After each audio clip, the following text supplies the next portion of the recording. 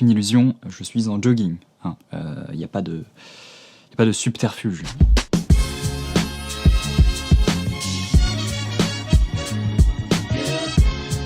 Salut à tous, aujourd'hui petite vidéo un peu particulière, comme tous les youtubeurs aiment le dire, pour qu'on fasse une petite preview, un petit aperçu du sac qui résulte de la collaboration entre Peter McKinnon et Nomatic, qui est ce sac photo juste ici. Alors pourquoi est-ce que je dis petit aperçu? Tout simplement parce que nous sommes en confinement, restez chez vous vraiment, sauf pour faire vos courses, pourquoi vous sortez, mais que du coup j'ai pas forcément de job photo ou vidéo et qu'en plus de ça je peux pas sortir ou j'ai pas envie de sortir pour tester ce sac vraiment sur le terrain. En revanche, ce que je peux faire c'est vous faire un petit aperçu de ce sac, toutes les poches, comment il fonctionne et voir s'il serait convenable pour vous en fait. Donc vous étonnez pas, cette vidéo est pas vraiment scriptée, il y a juste quelques points que j'ai écrits sur mon iPad. Oui, mon iPad est rose, qu'est-ce que tu vas faire? Mais juste je vais mettre en avant les quelques points que moi j'ai déjà remarqué, ce qui me plaît dans ce sac et est-ce que du coup vous il pourrait vous plaire. Et je vous annonce tout de suite, c'est un sac qui coûte extrêmement cher, genre je crois qu'il coûte 350 €, c'est super cher, mais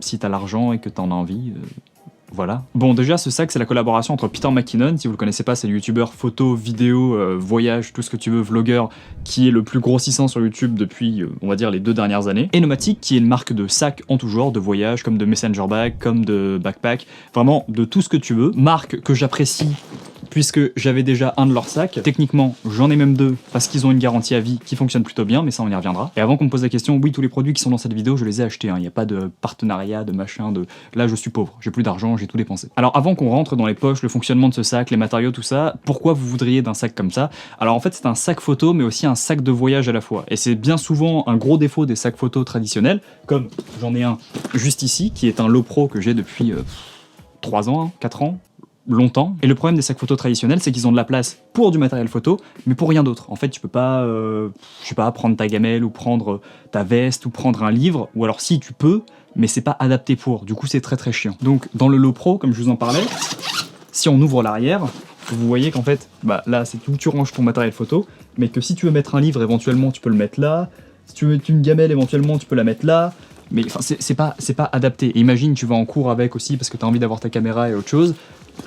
Bah t'es niqué, parce qu'il n'y a pas d'espace pour un grand livre, pour un livre A4. Et puis au-delà de ça, si t'as besoin de voyager, si t'as besoin d'avoir une veste en plus, des sous-vêtements, des ceci, des cela, c'est pas adapté. Il n'y a pas assez de poches, les poches ne sont pas adaptées, les rangements ne sont pas adaptés pour du voyage et de la photographie. C'est vraiment un sac que tu prends sur des shoots, quand tu vas avoir un shoot une après-midi, une journée, mais rien de plus. Donc c'est là où arrive le sac de la collaboration de Peter McKinnon et de Nomatic. Il a été fait pour de la photo et de la vidéo, mais aussi pour des rangements supplémentaires. Donc vous allez voir qu'à l'arrière, il y a aussi des espaces de rangement, comme dans l'autre sac, qu'on peut personnaliser, ça s'enlève, ça se replace comme on le veut, mais à l'avant, il y a aussi un espace de rangement pour des vêtements ou autres accessoires, style des livres, tout ce que je vous ai dit tout à l'heure. Et aussi, pourquoi je vous fais un aperçu et pas une review? Tout simplement parce que ce sac, il n'est pas encore en vente à son prix final, donc il n'est pas encore à 400 €, c'est très cher, mais il est encore à 350, donc vous économisez quelque chose comme 50 €. J'ai fait des maths. Donc pour tous ceux qui se poseraient encore des questions, qui hésiteraient, mais qui aimeraient bien profiter de ce prix de moins 50 €, mais qui sont pas encore sûrs et qui n'ont pas envie d'attendre la sortie finale du sac pour voir toutes les reviews sur internet, je vous fais un petit aperçu, donc si vous avez des doutes, vous pourrez vous jeter sur le sac. Il y a pas de... J'ai pas de lien affilié ou quoi, c'est juste, voilà, c'est... la gentillesse. Donc globalement, quels sont les différents composants de ce sac? Tout d'abord, il y a une poche externe d'accès rapide, donc là-dedans vous pouvez mettre vos clés, vous pouvez mettre votre passeport, votre carte d'identité. Il y a même une poche de protection RFID, donc ça veut dire que si vous mettez votre passeport ou des objets avec des cartes magnétiques, on peut pas scanner au travers. Je l'ai très mal expliqué, mais... voilà, si vous cherchez RFID, vous comprendrez. Ensuite, il y a la poche frontale dans laquelle vous pouvez mettre des livres, des vêtements, des accessoires photos ou des accessoires de la vie de tous les jours. Et cette poche-là, elle peut s'étendre, s'agrandir de 7 litres supplémentaires avec un petit zipper que je vous montrerai dans des super images que je vais tourner juste après. Ce qui fait que cette poche est assez malléable dans le sens où elle peut grossir ou rétrécir en fonction des besoins. A noter aussi que ce sac est très gros et très grand, hein, donc si vous faites en dessous d'1,70 m, vous allez sûrement avoir l'air d'une tortue. J'ai déjà l'air d'avoir une carapace sur le dos, moi, avec mes 1,75 m, ce qui va déjà pas très grand, mais voilà, c'est à noter. Je vous ferai une petite comparaison avec le Lowepro 450 AW première génération, qui était mon sac de photo jusqu'ici, qui est assez connu dans le milieu et qui déjà est assez gros. Donc ensuite, il y a une autre poche d'accès rapide pour votre appareil photo, donc dans laquelle vous pouvez sortir votre appareil photo et le rentrer rapidement.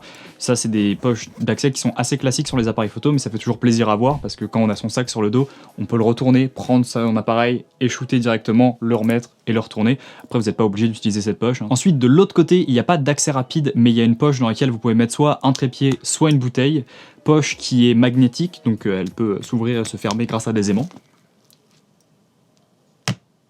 magique. Et enfin, on arrive à l'arrière du sac, c'est là où vous allez pouvoir ranger tout votre matériel audiovisuel, et là où vous pouvez scratcher et descratcher tous les différents compartiments pour pouvoir l'organiser comme bon vous le semble. Vous allez avoir une poche pour ranger votre ordinateur, moi j'ai un 16 pouces, ça rentre parfaitement bien, et vous allez avoir un autre endroit pour ranger une tablette ou un plus petit ordinateur, je pense que 13 pouces c'est le maximum, et ça c'est une poche interne. Donc l'ordinateur se range dans une poche qui est un peu cachée, qui est juste ici, donc vous voyez en fait c'est un matériau assez doux à l'intérieur pour ne pas scratcher votre ordinateur.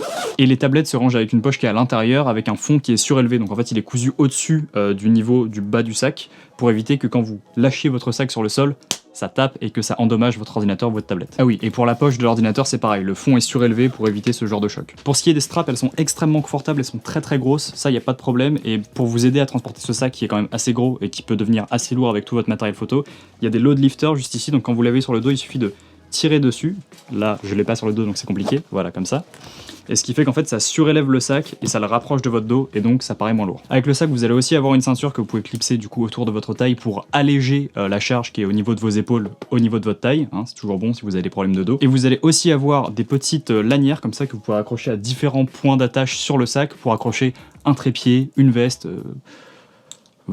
des trucs. Point d'attache qui se trouve ici, ici, là, et là aussi. Maintenant on va vite fait passer sur la garantie, les matériaux et les zippers, genre très rapidement, juste pour vous dire ce que moi j'en pense. C'est un matériau qui est brillant, hein, ça se voit, ça réfléchit la lumière, mais je trouve ça joli personnellement. Après les goûts et les couleurs, hein, chacun voit ce qu'il veut.